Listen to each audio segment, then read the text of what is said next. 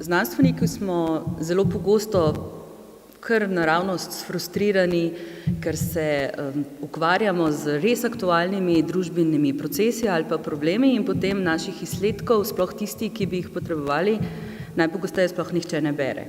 No, majhen drugače je, kadar dejansko sodelujemo v aplikativnih projektih, se takrat razvijamo kakšne konkretne rešitve za probleme tudi zelo konkretnih partnerjev, torej navadno tistih, ki sodelujejo v projektu, to so pa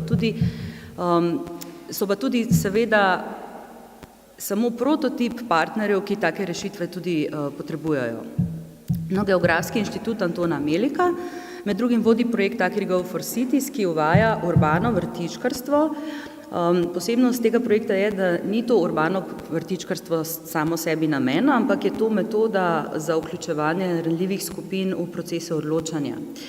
In v okviru tega projekta je 23 avtorjev iz Slovenije, Nemčije, Madžarske, Slovaške, Češke, Bolgarije, Romunije in pa Črne gore spisalo katalog dobrih praks participativnega urbanega kmetijstva, ki smo ga uredili Mateja Šmit-Hribar, Jani Kozina, Peter Kumer in pa jaz.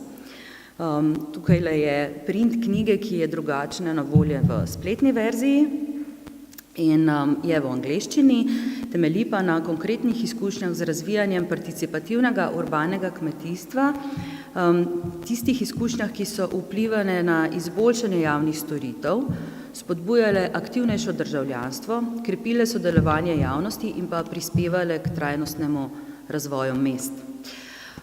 Z njo smo raziskovalci želeli prispevati k krepitvi zmogljivosti javnih organov za uporabo participativnega pristopa v načrtovanju, torej jih malce spodbujati, da ne gredo vse delati samo od zgoraj navzdol, ampak da poskušajo čim več stvari vključevati prebivalstvo, predvsem pa tiste ranljive skupine, ki so za pristop oziroma za dostop do določenih storitev še najbolj prikrajšane.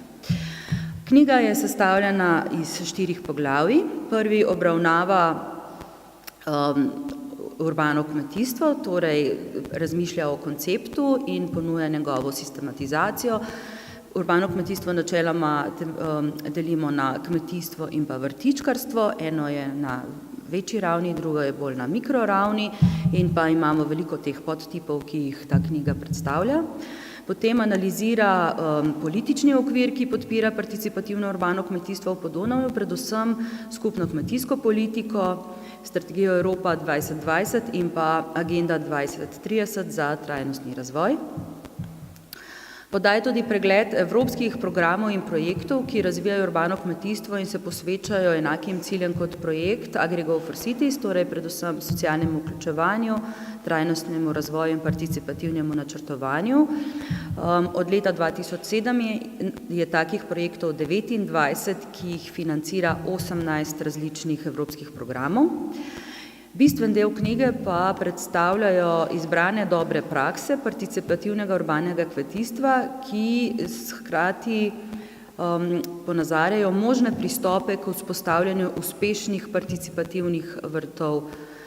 Prakse so iz sodelujočih držav, pa tudi iz Mehike in ZDA. Delijo pa se na skupnostne vrtove, teh je največ, na tako imenovane socialne vrtove, torej tiste vrtove, ki so dejansko namenjeni vključevanju prav določene ranljive skupine, potem pa terapevtski vrtovi in pa izobraževalni vrtovi. Katalog je, kot sem že rekla, napisan v angleščini, saj je namenjen tako domačim kot tudi tujim raziskovalcem, predvsem pa odločevalcem in pa civilni družbi, ki jih zanimajo torej tiste ključne besede, urbano kmetijstvo, participativno načrtovanje, družbeno vključevanje in trajnostni razvoj. No in ker zgledi vlečejo, torej ne gre samo za predstavljene zglede, ampak tudi za tiste prakse, ki jih v projektu dejansko izvajamo. Upamo, da bodo vse te prakse in vse tisti učinki v navdih vsem tem ljudem pri svojem delu. Hvala lepa.